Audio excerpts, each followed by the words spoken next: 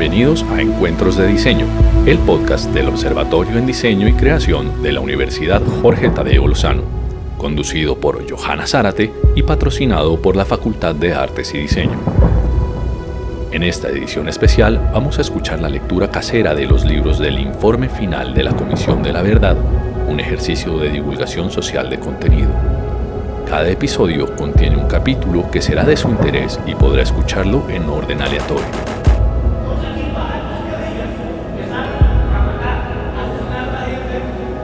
Hola a todos y todas. En esta edición especial de Encuentros de Diseño, queremos apoyar a una iniciativa ciudadana de lectura casera del Informe de la Comisión de la Verdad. En este episodio, escucharemos a Ana Cristina Restrepo Jiménez, periodista de la Universidad Pontificia Bolivariana, magíster en estudios humanísticos de EAFIT, columnista en El Espectador y El Colombiano, panelista en Blue Radio. Esperamos que sigan con esta lectura y la compartan con el mundo. Escuchemos. Hay futuro si hay verdad. Lectura del informe final de la Comisión para el Esclarecimiento de la Verdad, la Convivencia y la No Repetición. Capítulo: Colombia adentro, relatos territoriales sobre el conflicto armado. Antioquia, sur de Córdoba y Bajo Atrato chocoano. Recordemos que vamos en el punto 3. Ayer habíamos leído alianzas contra insurgentes, narcotráfico, MAS y paramilitarismo de primera generación. Hoy vamos a leer diálogos de paz y movimientos políticos emergentes. En 1982 se dio un cambio de gobierno y llegó al poder el conservador antioqueño Belisario Betancur, 1982-1986, con la promesa de negociar la paz con las insurgencias de izquierda. Bajo el lema de El silencio de los fusiles, en 1984 empezó un proceso en el que las FARC, la Autodefensa Obrera ADO, el EPL y el M-19 dialogaron con el gobierno de Betancur, buscando una transición de la lucha armada a la política. En el contexto de los diálogos y como resultado de la negociación con el gobierno, se fundaron partidos políticos como la Unión Patriótica, que se desprendió de la negociación con las FARC, el Frente Popular de la negociación con el EPL y A Luchar.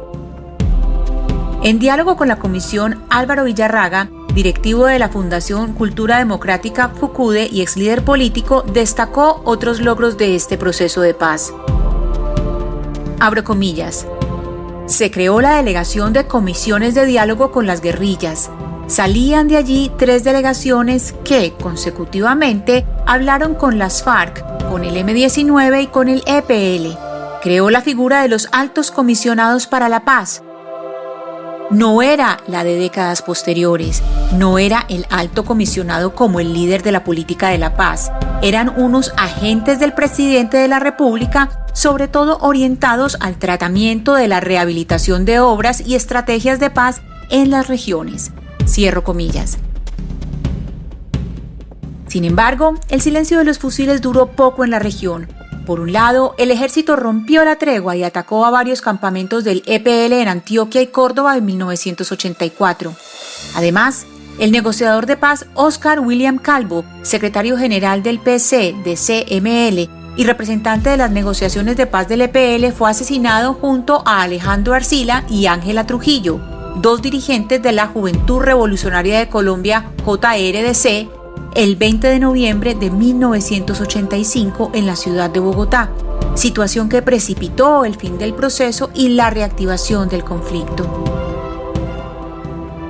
Varios grupos guerrilleros, entre ellos el EPL, el M-19, el PRT y el ELN y el movimiento Quintín Lame, buscaron unificar sus acciones a través de la Coordinadora Nacional Guerrillera CNG, creada en 1984. La toma de Urrao, en los límites entre Chocó y suroeste antioqueño, llevada a cabo el 18 de noviembre de 1985 por una fuerza conjunta del EPL y el M-19, significó el rompimiento de la tregua y afianzó el distanciamiento de las insurgencias con el gobierno de Betancur. Apagó la ilusión de la paz. De acuerdo con el relato aportado por un profesor sobreviviente y testigo de la toma de Urrao, esta acción fue considerada como la primera acción militar conjunta de la Coordinadora Nacional Guerrillera y recordó las afectaciones para la población civil. Abro comillas. Fue una cosa muy dura. Empezó a las 11 de la mañana, yo iba para el colegio y me cogió en la calle peatonal aquí. Estaba yo entrando a un almacén cuando sentimos los primeros aviones que entraron bajitos y nos asustó mucho. Y esto en un momentico se llenó de guerrilla. Resulta que ahí fue el nacimiento de la coordinadora guerrillera. La coordinadora guerrillera se hizo presente aquí en la cabeza del EPL, el M-19, el Quintín Lame y el ERP. El enfrentamiento fue todo el día y un policía citaba desde arriba aquí a todo el que venía al parque. Pasara un civil o un guerrillero le tiraba a todo lo que se moviera. Ahí mataron un policía cuando entró la guerrilla, que los tomó por sopetón, porque esto se llenó de carros, eso que llaman carros de escalera, y esto al momentico se llenó de guerrilla por todos lados. Mucha gente, yo creo que vinieron unos 300 hombres. El caso es que cayó un policía y después aquí subía una guerrillera y de ahí todo el comando le tiraron y resulta que ella venía con explosivos y eso explotó. Ella quedó vuelta pedazos. En esa casita, que se ve como muy humilde, esa de 2 pisos que tiene como una puertecita verdecita, ahí vivía un pelado alumno mío y ahí había una tiendecita. Cuando eso se veía todo y se veía la calle, el muchacho salió a comprar un cigarrillito y le tiraron de ahí la policía y lo mataron. Era alumno nuestro. A mí me impacta mucho la muerte de los alumnos. Mataron al muchacho. Después un borrachito en el parque comenzó a gritar: «Mátenme el que quiera, que yo para morirme nací». Y lo mataron al frente del banco. En fin, ahí hubo por ahí 5 o 6 muertos.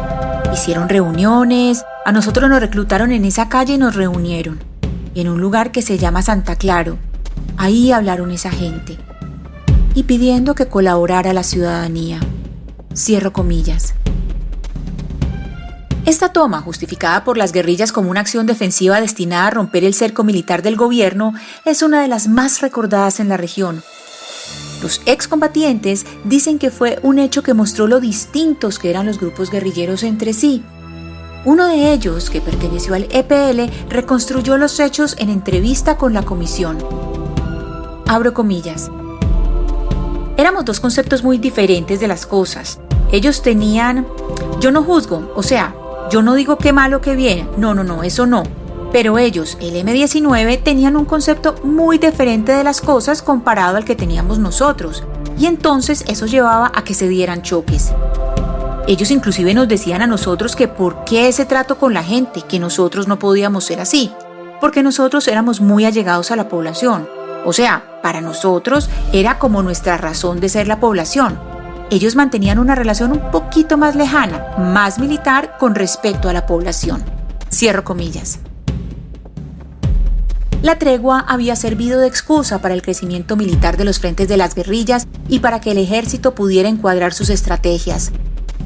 Tras el fracaso de las negociaciones, tanto el EPL como las FARC fortalecieron su despliegue desde el sur de Córdoba y el Urabá antioqueño hasta el Valle de Aburrá. En 1987 hubo un nuevo intento de insurgencias de unificar sus acciones a través de la coordinadora guerrillera Simón Bolívar. Las insurgencias llevaron a cabo, gracias a esta convergencia, acciones conjuntas como tomas a centros poblados y ataques a bases del ejército y de la policía en algunas zonas de Antioquia y Córdoba. Una de las acciones más recordadas de la coordinadora guerrillera Simón Bolívar fue la toma al corregimiento de Saiza en el municipio de Tierra Alta en 1988 por parte del EPL y las FARC. La toma ocurrió en la madrugada del martes 23 de septiembre de 1988. Las insurgencias se tomaron el pueblo con el fin de atacar a la fuerza pública y al grupo de autodefensa conocido como la Defensa Civil. Buscaban así contener las acciones de grupos contrainsurgentes y fortalecer el control territorial hacia el sur de Córdoba. 9 soldados fueron asesinados, 5 heridos y 22 policías y soldados fueron secuestrados. Las insurgencias perdieron a 2 de sus comandantes y a varios guerrilleros rasos y se hicieron a un botín importante de armas. Las autodefensas, que estaban escondidas en las casas de civiles, también sufrieron su cuota de sangre y violencia. La población civil quedó en el medio y fue la más afectada. 12 civiles perdieron la vida. La guerrilla mató a 4 civiles, quemó varias casas e incendió el puesto de policía. Saiza quedó arrasado. Aunque el proceso de paz del gobierno Betancur fracasó, la formación de partidos políticos como la UP y el Frente Popular despertaron la ilusión de una ampliación democrática.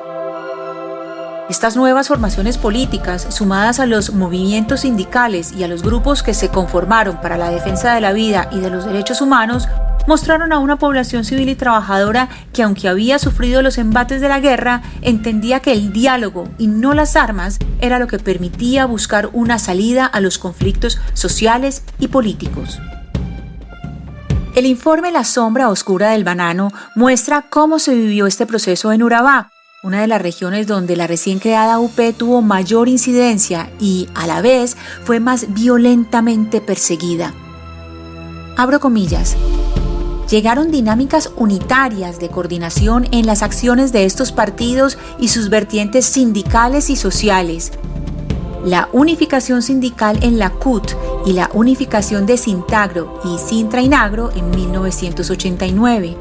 Por su parte, en todos los procesos electorales entre 1986 y 1990 hubo acuerdos y alianzas entre la UP y el Frente Popular, al punto de que compartieron representación nacional en la Cámara de Representantes por Antioquia con base en sus potenciales electorales en Urabá. Cierro comillas. La esperanza de una transformación política tuvo un nuevo impulso desde 1988 con la elección popular de alcaldes que empezó ese año. Habitantes de regiones históricamente afectadas por la exclusión y la violencia bipartidista esperaban la materialización de las promesas de apertura democrática y la descentralización política. En Urabá, el Darién Chocoano, Unguía y Acandí, el Magdalena Medio y el nordeste antioqueño, la UP conquistó importantes espacios políticos entre la sociedad civil con un discurso diferente al del tradicional bipartidismo. A nivel nacional, la UP tuvo 6 senadores, 9 representantes a la Cámara, 24 alcaldes, 14 diputados y 351 concejales elegidos con voto popular en 1986. Se designaron 5 alcaldes en Antioquia y 1 en Córdoba durante ese año. En Urabá, entre el periodo de 1986 a 1997, se eligieron 119 concejales y 23 alcaldes electos de la UP. Abro comillas. La Unión Patriótica se consolidó como la primera fuerza electoral en los municipios de Apartadó y Mutatá, resultando electos alcaldes y 5 de 6 concejales, y segunda en Chigorodó, Turbo y Murindó. Con ello se posicionó como la segunda fuerza política a nivel regional. En esta misma dirección, según datos de la Registraduría Nacional del Estado Civil, la Unión Patriótica se convirtió en la primera fuerza política electoral del eje bananero y el sur de Urabá entre los años 1986 y 1994. Fueron alcaldes de la UP las administraciones de Apartadó y Mutatá durante los periodos 1986-1988, 1988-1990, 1992 y 1992 a 1994. Adicionalmente, fue mayoría en los consejos municipales en estos mismos periodos. De igual manera, fueron electos alcaldes de la UP en Chigorodó y Turbo en 1994 y, en estos mismos periodos, la UP fue la segunda fuerza política en los consejos municipales. Cierro comillas. Vinieron entonces hostigamientos, persecución y asesinatos contra dirigentes y militantes. El periodo 1986-1988 fue de terror y amenaza para integrantes de este y otros partidos políticos y para miembros de los sindicatos. El grupo paramilitar Muerte a Revolucionarios del Nordeste, MRN, amenazó a los alcaldes de Apartadó, Mutatá, Remedios, Segovia y Yondó, todos pertenecientes a la UP. Uno de ellos, Elkin de Jesús Martínez, alcalde de Remedios, fue asesinado en la ciudad de Medellín el 16 de mayo de 1988, un año crucial por el comienzo de la elección popular de alcaldes, que se votó por primera vez el 13 de marzo y que mostró señales de cambios en el mapa político regional.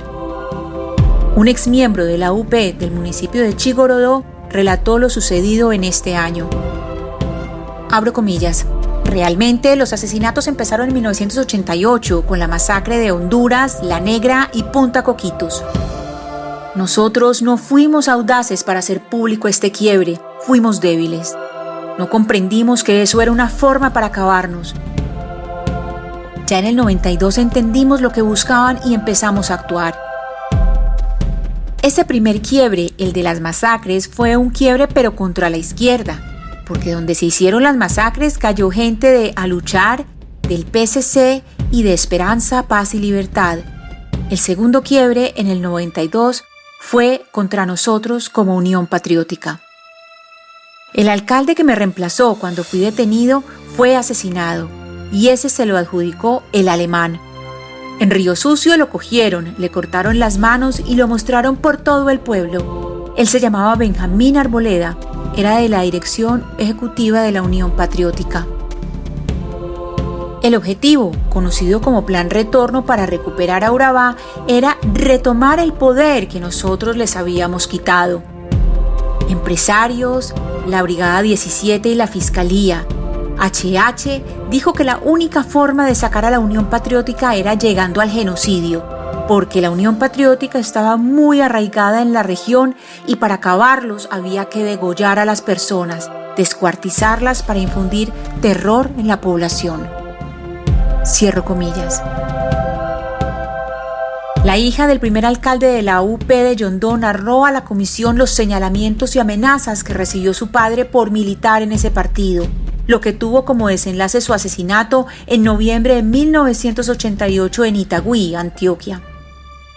Abro comillas. Eso fue en todo el parque de Itagüí. Era del parque hacia abajo. También a 2,5 cuadras vivía mi tía, la hermana de mi papá, y allá con mi tía vivía mi abuelo, el papá de él. Entonces yo no me acordé sino de salir volada para allá. Yo no me acordé ni que a mi abuelito le fuera a dar alguna cosa ni nada.